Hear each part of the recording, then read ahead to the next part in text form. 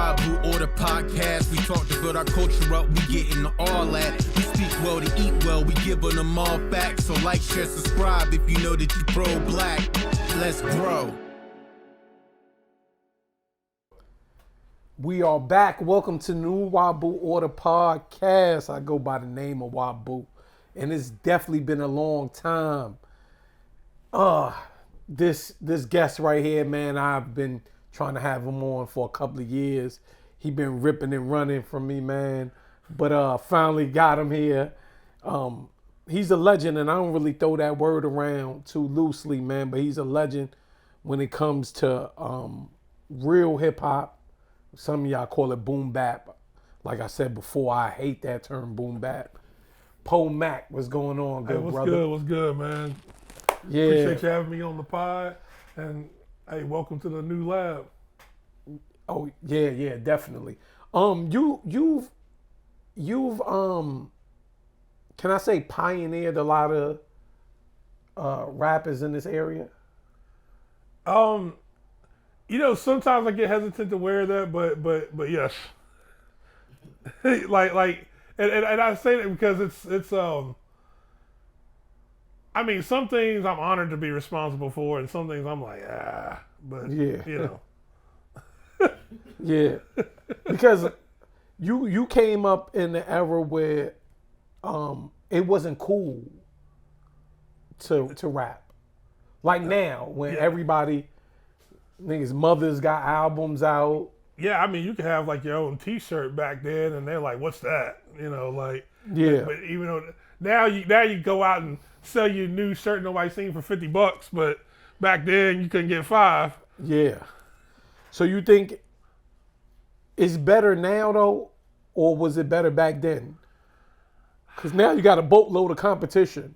Because you can say, "Yo, can you buy some of my music? Can you purchase it?" And somebody say, "Well, I got some music too."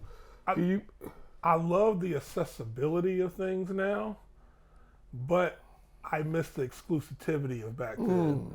Because back then forced me to have to get better. Like today doesn't challenge me like that. I had to come up with my own challenges like now to get better at things. Like back then it was just like, look, like if you couldn't spit, then you just had to be quiet. Yeah. You know, it was and I was, and in the beginning, in our like beginnings with like my crew, I was the weakest rapper in it.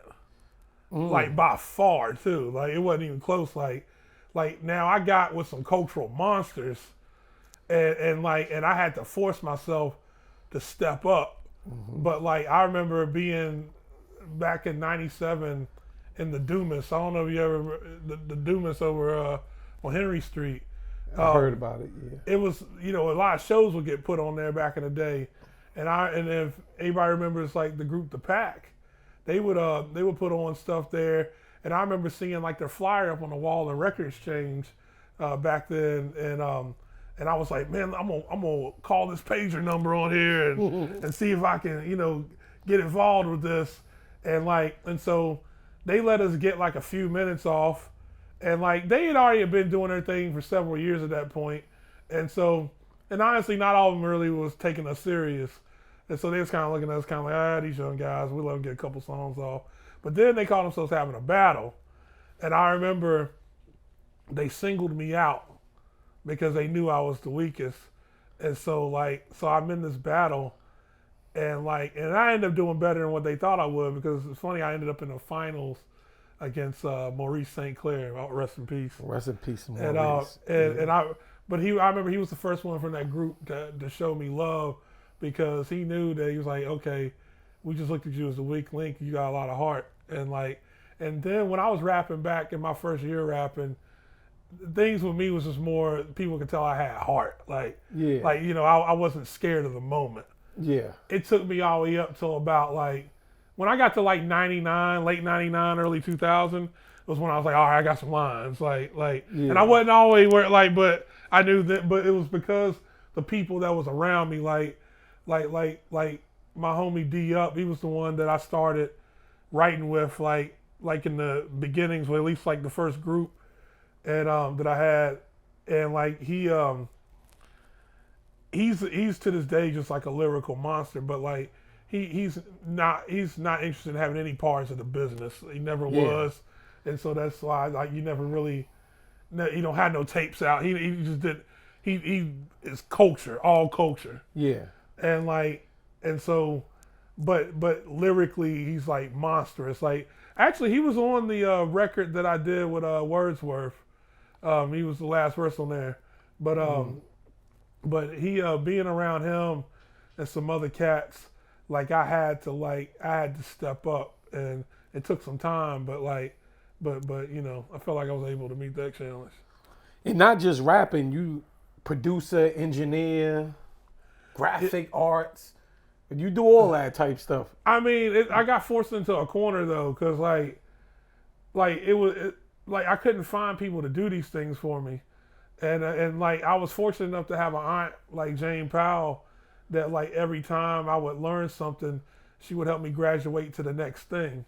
Like I had no idea what a 4-track recorder was, because I was recording through an old like Radio Raheem style boom box that I had found, and so she introduced me to the 4-track recorder, and I really didn't know what to do with that when I first got it. It was like I just saw a mixer and a tape deck on it, and I was like, you know, what the hell do I do with this? And then I noticed overdubs. I kept noticing myself recording over myself, like but both tracks were there, and so I was like, oh snap! So then I was like, all right, well, we got to come out with a tape. Yeah. And so came out with put a tape together, and we used that tape to like pay for like more instrumentals, because we go down to the record exchange and buy maxi singles, and they had like exclusive instrumentals on the back end of them, and that's what we was like making our stuff with, and then taking like the proceeds from that to like buy like more maxi singles with beats and vinyls with instrumentals and all, because I had this busted up technique. But it would damn sure still play the records. And so like, you know, we was had it for a long time before it finally just like burned out. But we was playing instrumentals from that too. So I would even take that thing up in house parties back in '98 and like just had that one technique and a CD deck and just be spinning parties. So that's how you start, because you also DJ. That's how you started DJing also? Well, see, I would just kind of dab in it here and there. Like I didn't really get to doing a lot of DJ gigs until my homie Van Guns, he was DJing for me. And then he just got tired of just dealing with just like some of the stuff with DJing. But me, I was like, well, like I'd rather go out here and DJ one night than to be up in this factory on Monday. And I was starting to see pathways to money that like, because look, every single thing I do is either one out of necessity or to put food on the table. But rap is the one thing from it. Not saying that I don't get money from rap, but rap is sacred to me. Yeah. Like because it grew multiple arms, different arms. Because I rap for my mental health. Yeah, okay. To this day, like, if I'm not gaining something mentally healthy from it, I'll stop. Like rap is mental health. I don't care what dollars on the line, this and that. Rap is mental health. Like I love making beats, but I make beats to have a roof over my head. You know what I'm saying? Like I DJ to have a roof over my head. I wonder how many people, and I like the fact that you said that's for your mental health. I remember Joe Buttons, he put out that mood music series, and he said he was doing that for his mental health, just rap. I wonder like how most of the people that's rapping, how they look at it. Like, is it for their mental health? Because it might be 50 million rappers right now, or they just doing it just because they think it's cool. I'm gonna tell you, just to go right to the top of the industry chain with it, I have this belief, and I may be wrong, but I have this belief that Nas and Jay-Z actually still do it for their mental health. And I can believe that. And the reason I say that because, all right, now, going to that term boom bap, yeah, which I agree with your aspect, I agree with your perspective on it, by the way. But Jay-Z to come out with what would be perceived as a boom bap album that late in his career with the 444 joint. Yeah. To come out with that at this point in his career, you have to have, like, there has to be some mental health aspect to it to be able to pull that album out of him at this point in his career. Yeah. And like being a billionaire and all of that type right. stuff. Yeah, because I said this about Nas 2 months ago. That Nas' most recent album, I said, actually, I'm going to quote what I said. I said, to be a billionaire and come out with a boom bap album at this point, I call it a hunger album. You sounded hungry. Hungry billionaire? On wax? Like, yeah. I was just really impressed with Nas' most recent album because, like, a lot of people didn't like it. And I didn't understand. But I'm like, what do people want? Because because I'm like, all right, people was dogging Premier in the production. And I'm like, what y'all want? Like, he gave people what they asked for. Most people wanted, they was like, well, we could get a whole album of Nas's like and that type of sound. Yeah. And that's what they gave him. Yeah. See, the thing is, I wasn't disappointed because that's what I was looking for. So like, wow. So when I heard it, I was like, wow. I was like, thanks guys, this is what I was looking for 30 years. Appreciate it. Wow. Wow. And you know, it's different ears. I always argue with Kavik about this. He has a different way he feels the podcast should look. I'm just like, man, it look good, man. Let it go. But if this is what you do, you see it a whole different way. Right. You being into hip hop, you're seeing hip hop in a different way than most people. Yeah. So what you might, I could say like, yo, that wasn't my favorite joint with Nas. I don't think it was whack. A lot of people were saying that wasn't my favorite. Yeah, but you seen it a whole different way. Cause my expectations, I feel like were like realistic. And then look, Nas is my favorite rapper of all time. Like, now I'll tell you, if we're gonna talk about GOATs and this and that, like now when I say GOATs, you know, I'm not factoring just lyrical abilities. Yeah, of course. I'm talking about the business and everything. I mean, I'll probably never argue with anybody if they say Jay-Z was a GOAT. Yeah. Because of just everything factoring in. Yeah. But Nas is my favorite. Like, you know, I'm one of those people, like, you know, back when they had their thing. Hold on. Saying your favorite, give me your top 5 favorite rappers of all time. Nas, Fonte. From Lil Brother. Yeah. Fonte's ill. Black Thought.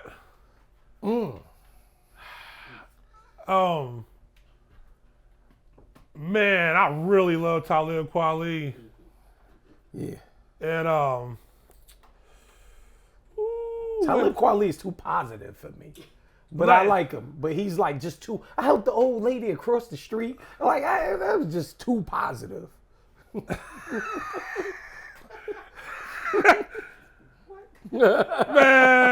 I got some comedy to add to that, but we gonna get into that.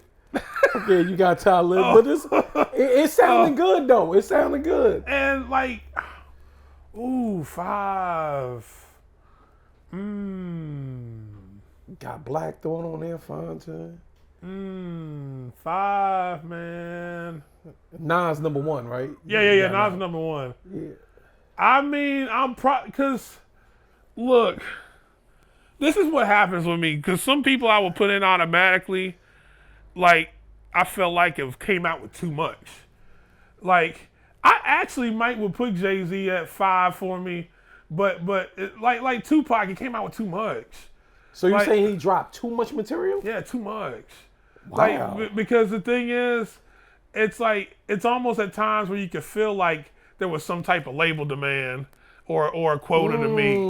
And look, I'll give you some real unpopular shit here. Like, I'm one of the people that say, if I'm going to base on body of work, then Biggie might have actually been overrated. Oh my God. Yeah. Hold up. People have heart attacks when I say this. Hold up. I'm having one right now. Hold up. But this is the problem. It's Puff's fault. Why? It's Diddy's fault because I feel that if Big would have lived, life after death wouldn't have happened the way it did, and the things to follow. Life After Death should have never been a double album, and I feel like it tarnished what he had going. Man, Ready to Die was the blueprint.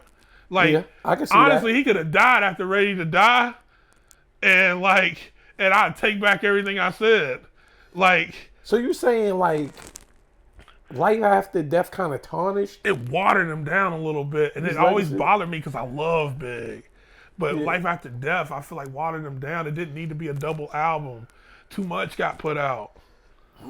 They could I'm not gonna lie. They could have broke that down to a 1-disc album, and it'd been a classic. I don't like what you said, but I agree with what you said. Damn. And you said Jay-Z, you feel like he dropped too much material?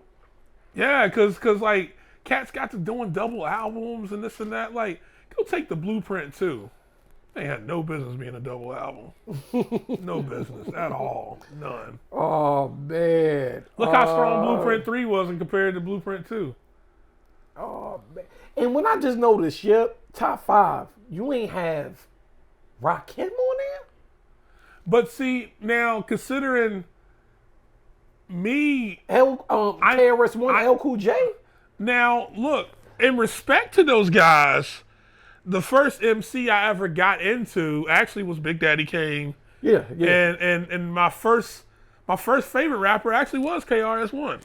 Yeah. But in saying all that, like once the Nas era fully came in, and look, respect to Rakim because there's no like Nas without Rakim setting the foundation. Yeah. So I do need to say that. Yeah. But I'm talking about like picking up and listening to, where like if I'm making a playlist on a road trip, and I just need to hear some people bar down before I hit the stage. These are the people. Those are those people. And the reason why I say Jay-Z sneaks in at that 5, because one thing that I do before I hit a live stage show is I'll go watch what's the name of the documentary? The first one. Backstage. The one where he documented the Black Album. Ain't it called the Black? It might have just been named after the Black Album.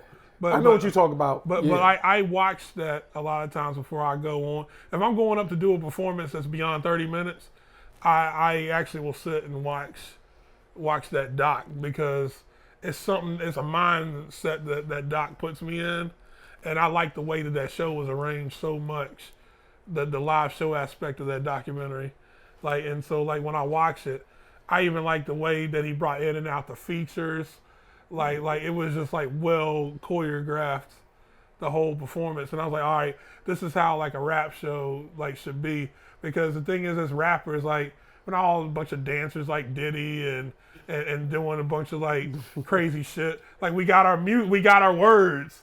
You know what I'm saying? So like we got our words. So like it's so like there has to be something to keep people interested. Like me, look, I'm a fat guy. Like so I'm not doing a bunch of shit on stage like that looks crazy. But what I can do is, one, I can read the room and I can bar down. And so and I had to know what to do, when to do it, and when to change up when the time is necessary. Sometimes I'll walk up to a show and I'll literally change my whole show set 5 minutes before the show if I look at the room and I think it requires that. Yeah. And it's crazy that you just said something about like basically stage performance, right?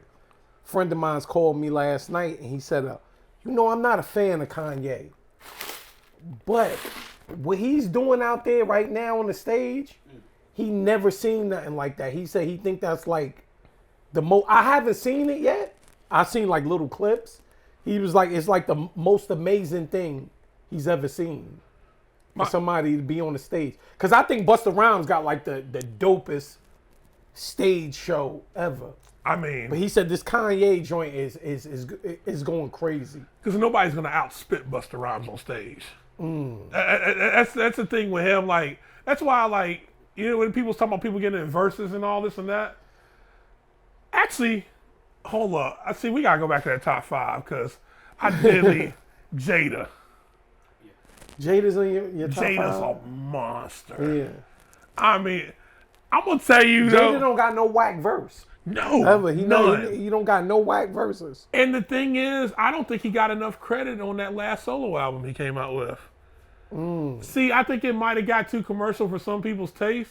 But if you go like and listen to it, it's like, nah, man. Like, man, those songs were good songs. Like that Catch and Release. Like there's things I can name from that album that I'm like Jada. Yeah, I can't believe I didn't mention Jada. I think like with that whole top 5 thing, I think it's like eras you have to do, right? Because like it's hard for me to put people over, even though Jay-Z is my favorite rapper of all times, right? Yeah, I feel you. It's between him and L Cool J. I ain't gonna front. Okay. Because L Cool J, like, he was just like everything to me. Like he was like, you know how people want to be like Michael Jackson and all. Yeah. I wanted to be like L Cool J. Like, he was like just the dopest ever. But then you got KRS-One. Like, I'm growing up and I'm actually seeing KRS-One. Like, like I'm seeing him and I'm like, wow, he's everywhere. And then you, like I said, you got Rakim. Like, he ushered in this whole wave of lyricism.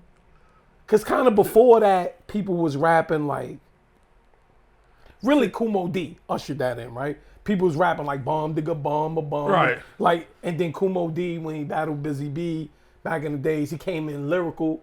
But Rakim did that. He brought it to like the next level. And Rakim didn't curse in his raps. Yeah. That's amazing. Like, Yeah. see, and right now, people, like most of the young people, no offense to them, they don't really rap. They singing. Yeah. Right? Like, you see now, it's like a whole singing thing. They even tell you, I don't rap. I ain't a rapper. Yeah. So are you a singer, but your singing ain't good?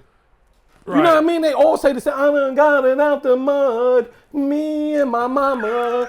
Like, they saying that, but that singing ain't. So if you're rapping, they be like, yo, I don't rap. What are you doing? Because the singing is horrible.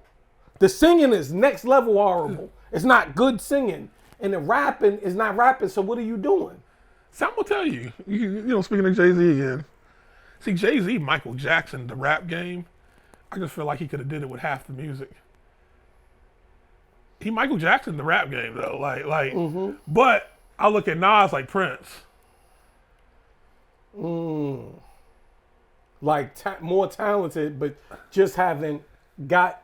He's like the better kind of like, I look at him as like the better rapper, but Jay-Z knows more what to do with it. Even though they both billionaires, at the end of the day, like it's like Michael Jackson. I've been watching a lot of Michael Jackson docs lately too, just kind of like bringing me back to that time. And then watching a lot of Prince stuff too. And I'm like, all right, Prince would get in his way sometimes, but he was so talented. That's what kept him always in the conversation. As opposed to like Michael made like just these off the hook business decisions that was just like he was gonna be large no matter what at some point, because he was just making major business decisions. And Jay-Z got at that point in the business to where like his decision making became so off the chain that like he's gonna be in the mix regardless. And he's talented. Don't get me wrong.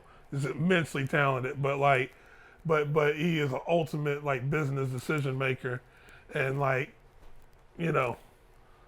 Fun fact, I'm not a big Prince fan. Okay. People hate that. Like, I don't want to see like a man and like his whole ass, your whole ass out. Like, I don't want to see like you wear a blouse and like, I ain't really, people trying to say his ass was out with a thong. You got a whole blouse on. I know you ain't get that in the men's department.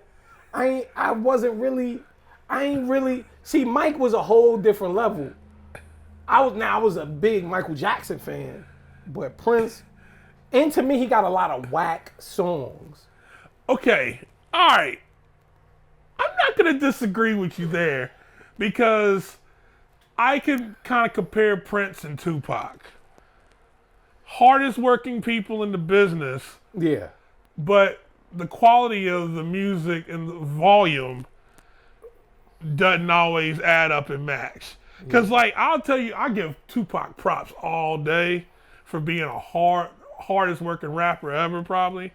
But at the end of the day, who's all listening to a whole Tupac album? I mean, and if you say you are, you're lying. Yeah, I'm not. That Machiavelli album. Cause same with Eminem. The Machiavelli album. Yeah, let's touch Eminem. Oh man, see, we got to. This one's for range. This is definitely from range, right? And this is for most black people. Like, if you say anything against Eminem, they will try to hurt you, black people. And as a whole, we don't listen to Eminem.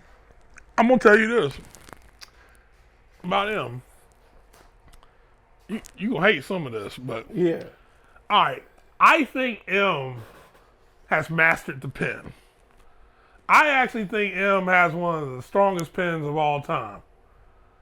And saying that, I cannot listen to M. It's the weirdest thing because I think M has a GOAT pen, but I can't listen to him. Is it that voice, that annoying voice? Yeah. Is it the do-rag? It's like, man, I get annoyed. Like, me, like, listening to something, I don't even like being around people with annoying voices. Yeah. And so, like, listening to something has to be easy on the ears, and he's not easy on the ears. Yeah. Even though, like, I've broke down some of his verses, I'm like, man, he can write. He write his ass off. But he's not easy on the ears. Like, I'm like, yeah. No. Kitten caboodles and noodles and toodles. Yeah. I think he just be saying words just to say them. Like, just to rap. But I like, honestly, the Eminem thing, I don't want to get on there. It's going to make... But I like bothering people, too, though. So I do, like... I don't care he's trash. I don't care about the death threats I get from y'all. Like, for saying that, I'm going to keep saying that. Because I know nobody I know in the history of knowing people. Nobody ever listened to Eminem that I know personally. But... almost everybody that I know lie and say they listen to him. You know, that's where it is programming. I was DJing one night, and somebody came up to me and they was like, "Play this M song that I mean, everybody in the room just felt like I was supposed to know."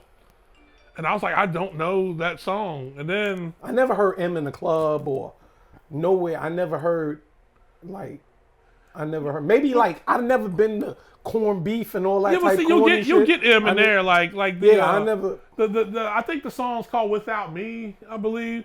The one where it's like da da da da da da da da da da, and I mean, hey man, they be eating it up, dancing to it in spots like that. Well, speaking on M, how do you feel about white rappers? All right, this is my thing. I like white rappers with legit soul, and there's not many, but legit soul. Like, for example, look, when I've had like my MACK crew, different reiterations of it, and one of them, it held the majority of the rappers were white in it, but they were personally selected for aspects of soul that I felt like they had. Because look, you have white guys that rap, and then you have white boy rap.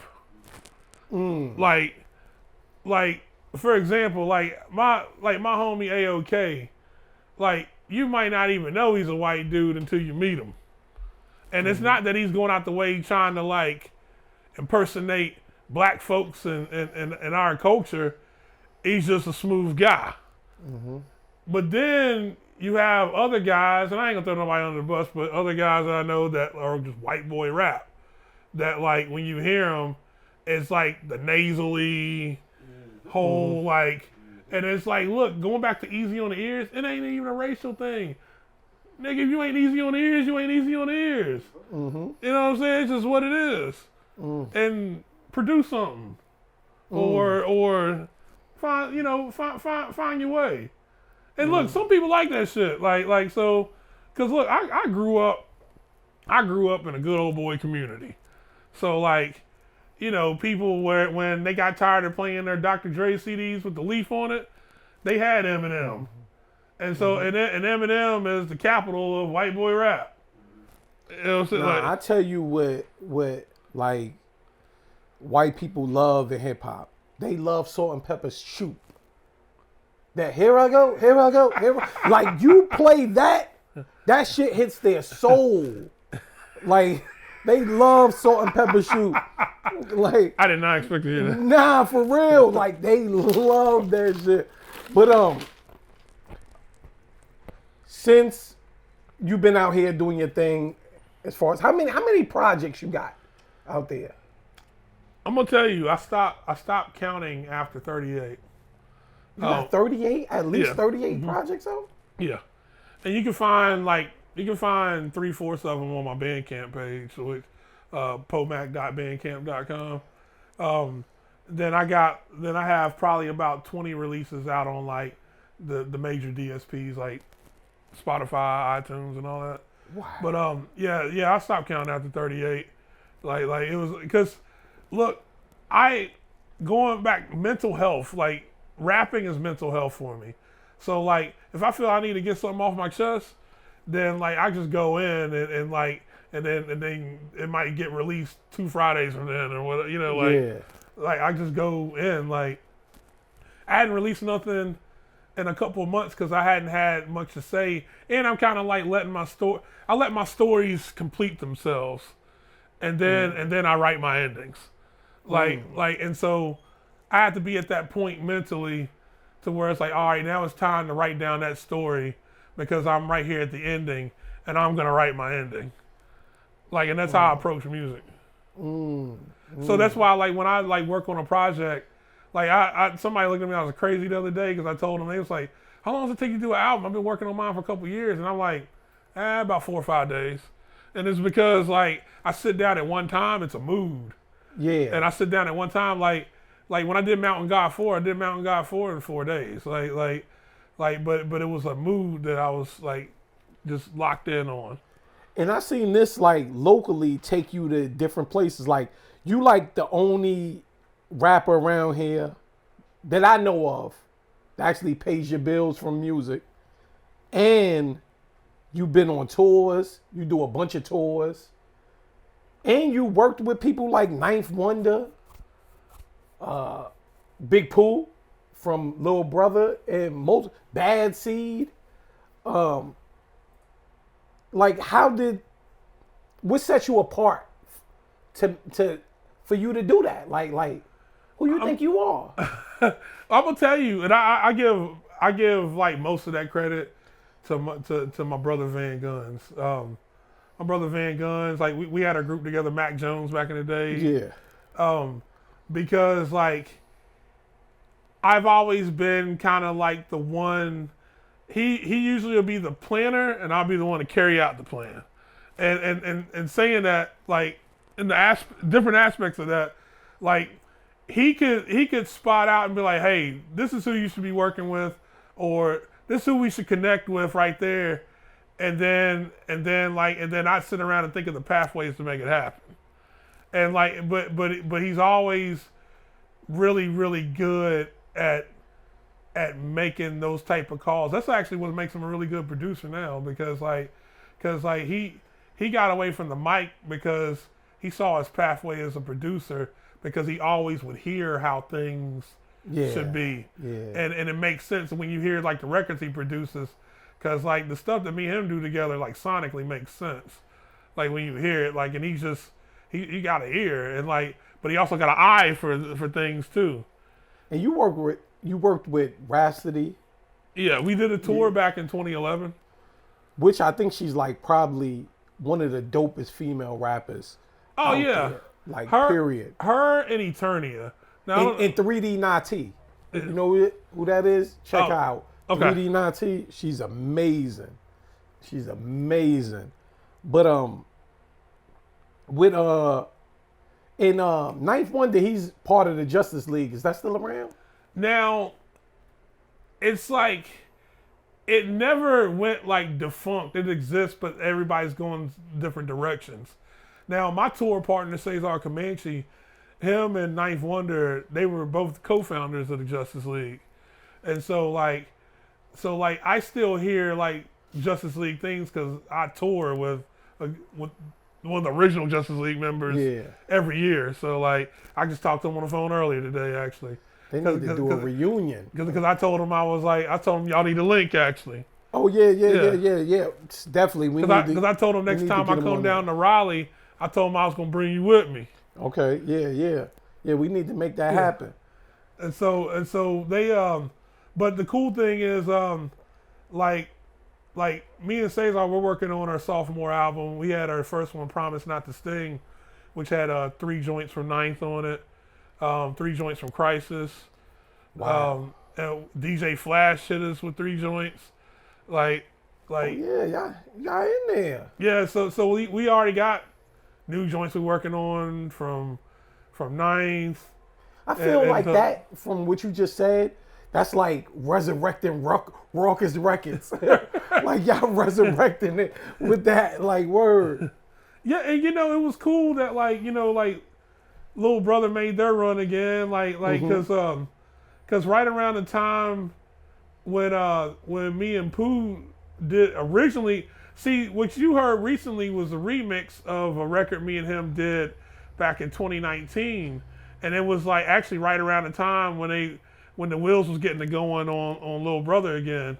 And matter of fact, because their reunion show, the first show that they did back, was like improv. It was like I mean, they put this together, the performance, like 3 hours before it happened.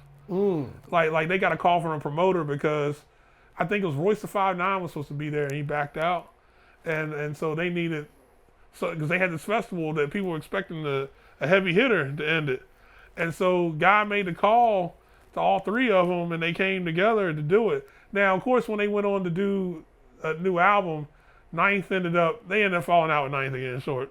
Long story short. Yeah. I always wonder like what brings fallouts in these artists. Like, is it money? Is it egos? Like, what really because now the money is there. The thing is, everybody got a certain way they move. Ninth got a way he moves.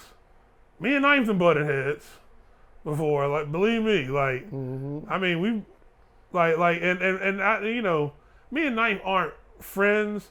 We've just we've made music moves together. Yeah. But we've definitely had disagreements, and I can actually kind of see why they did, because knowing kind of the way each moves since I've been around each, I'm kind of like, all right, yeah, I can see how this, I just hope they could get it back together, because Little Brother was a dope. They had some dope shit. You'll never see Ninth and them together again. You'll never see that again. Wow. Now, Fonte and Pooh, they got right, and and even though they said that was their last tour, it wouldn't surprise me to see something from them, like that they may do again, because they're cool. But like the thing is, like it's not that they even have it's not even that it's like a beef with Ninth. It's just one of those where like, look, I don't like the way you move, so we're gonna move different directions in life from now on. And some people it's just like that. There's people that I don't have beef with that I'm like, look, I see the way you move, so I'm gonna move over here, and I'm gonna make sure I don't cross your street, because I don't like the way you move on your street, and I'm over here. But on a happier note, I've been seeing lately you've been working with the youth, teaching them how to be a producer. Yes. Is there a difference between the producer and the beat maker, first of all? Yes. Now, a beat maker is a part of being a producer, but you can also be a producer without being a beat maker. Because like producers, like, it's like, we're being filmed right now. Yeah. Like, now, I'm sure he would say there's a difference between just a camera guy and a producer. Like producers overlooking different aspects, making sure that things like come together. And then you have just like a camera guy that like may film something, but might just want to pass it off to the producer. Yeah. Or you got the producers that do their own camera work, or like producers like me that do my own beat work. But also there's things I've produced that I haven't made the beat for. Like that people will bring it to me and be like, Poe, what do you think should happen with this? And you just add to it. I might just tell them exactly how to arrange it. You may bring me stuff. I'm like, nah, arrange it like this, and nah, let's put this hook over here at the end, at this one spot, and like double it up here. That's producing. And you was working out of the music lab with the kids, right? Yeah, Downtown Music Lab. Me and 808 Ray. Yeah. Shout out to 808 Ray. Yes, sir. He's been on the show, I think, twice. Shout out to 808 Ray. Have y'all ever cooked up anything together? Me and him have done one song together. It was on my Rap for the Rent album, track 9 on there. That's the only thing me and him have done together. But we got some future things we had talked about. Yeah. We need to have a whole tour, like the best talent in this area, and do a tour. You should try to jump on that.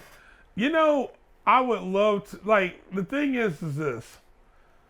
I love buffets. I'm a fat guy. I love buffets. Mm-hmm. But this is the thing. Like, when you have a buffet, you can't just have a bunch of plates with mashed potatoes. You can't have just all chicken. You can't just have all one certain type of thing. Just like I'll tell people all the time that, like, the musicians, like, you can't have just a clique of guitar players. Like, everybody, even if you all do the same thing great, everybody still has to have something that they bring to that table. Yeah. To sit down. It's just like I could, like, rap is my love, but if I'm in a team situation and my ability to DJ is gonna serve it better, then I'm gonna DJ. Whatever gets us to win. Yeah. I'm about winning. Let's win, because when we get to the finish line, then we can figure out everything else. Like, let's win, because then we can decide what do we want to do once we're the champs. And was that program in Music Lab through the city? Nah, it was through the Jefferson Center and donations that they take to the Jefferson Center. Oh, okay. Because it I will say, it being that way, it probably went a lot smoother than it would have if it had been through the city. And why is that? I think some people mean well in the city, but the problem is if your boots aren't connected to the ground, then how can you walk that talk? Like, and it's about like connection. Like, I was in a situation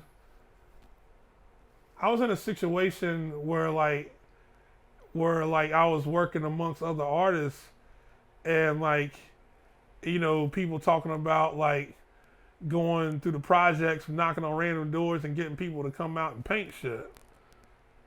And I'm like, that's not connection. They look at me crazy when I'm talking about, all right, if I have like a random person from the suburbs come and knock on my door in Hurt Park and ask if I want to come out and do finger colors, come on, B. Yeah, we ain't got time to think about like I'm telling them like in that. the meetings, like, I'm like, let's get some light grub out there. I'll play some music. I'll bring speakers out. You see, I carry these motherfuckers around everywhere. Ease them into this. Yes. Yeah. We're not invading your space. Yeah. We're just coming visiting a little bit, and we're offering something, like music and food are signs of peace. Peaceful gatherings. Yeah. It's not invasive though. Yeah. Like, and people weren't hearing me. And like, and the thing is, honestly, at the time, all I had to offer was like these ideas, because like my health was on a serious decline at the time, and I was going through some things. But I still had my mind, and I saw what needed to happen, and I couldn't get the backing to make happen what needed to happen. And that's what ends up happening when you're in areas and regions like this, and you have like cultural ideas. See, people play with culture in places like this. They think they're cultural, but they play with culture. And they play with culture because it's like, and I don't even want to make this like political, but this is what happens though. Like, this is where you get these crazy political divides where you have conservatives and liberals, and I don't bang with either.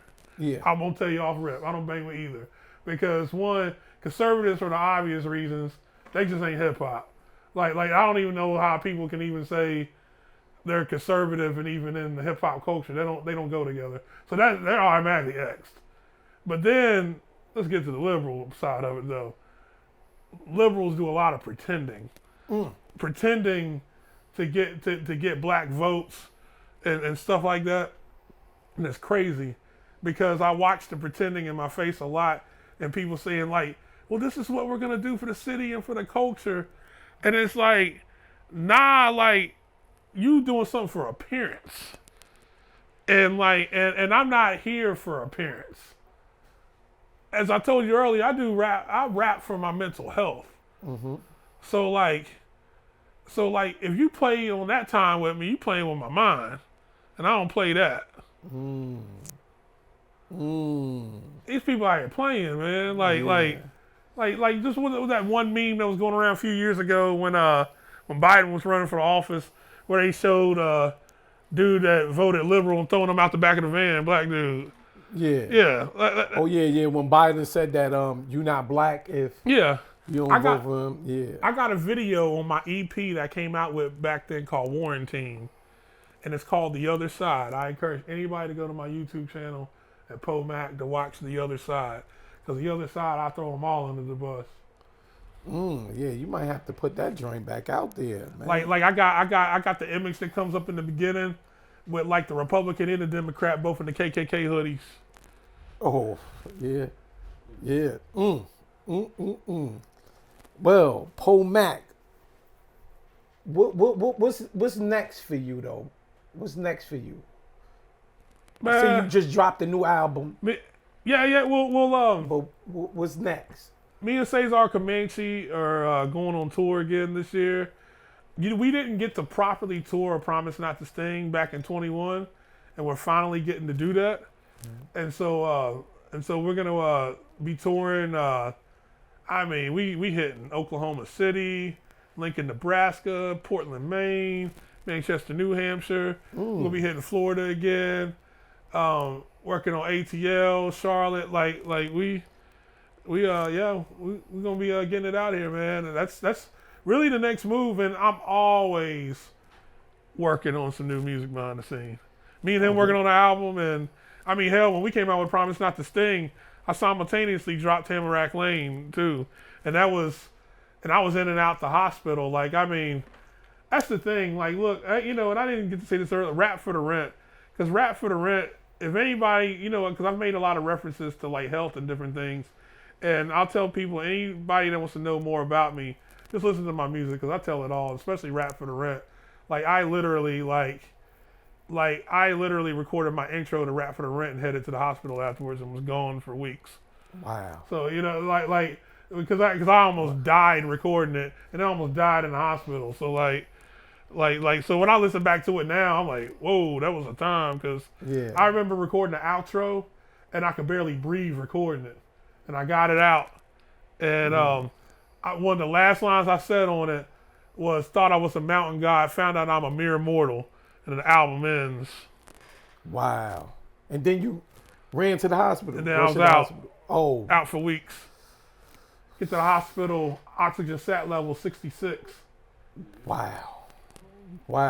I was ballooned completely. Like, I'm not a small guy, but when I say ballooned, like my legs was out to here holding fluid. Wow. And they had to drain it? Yeah. Wow. Man. MACK, you definitely. I mean, this joint could be like a series, like an 8-part series with MACK, man. I mean, dude, and it's like, I take this stuff serious. Like, bro, like this last summer, I fractured my foot on stage, and I finished the show and did 2 more after that. And then With a fractured foot? Yes, in Florida, and then drove back here straight to Lewis Scale afterwards. Straight back. Like, I tore my patellar tendon when I was out on the road in my knee and got up and stood on it and rapped for 30 minutes and then went to the hospital. See? And y'all jokers out there have a hangnail and y'all won't finish y'all won't finish a song with a hangnail, man. So like when people come at me and they like, and I get half-ass effort from them. Yeah, you got to come correct, man. MACK, man, but definitely I enjoyed this. Please don't make this the last time, man. Oh no, we definitely gotta do a part 2. Yeah, we definitely gotta do a part 2. Shout your aunt out too, man. Let them know who your aunt is. Look, I come from the legendary Jane Powell. Matter of fact, I'm about to hang her key to the city on the wall later today, because she let me get that, so I'm honored by that. I'm nothing without Jane Powell. Like, she for music did my first everything for me. The reason why I musically exist, because it was at a time where I easily could have been out doing some knucklehead shit, but she like reeled me in, and like I am who I am today because of her. Well, y'all know where y'all heard it first. New Wabu Order Podcast. Please check out all the episodes on YouTube. Go to New Wabu Order Podcast on Facebook. Where they can find you at? POEMACK.com, POEMACK.com, or you can just simply Google MACK. I am the easiest MC / producer / father / whatever you can find. / You know where you heard it first. New Wabu Order Podcast. Let's grow.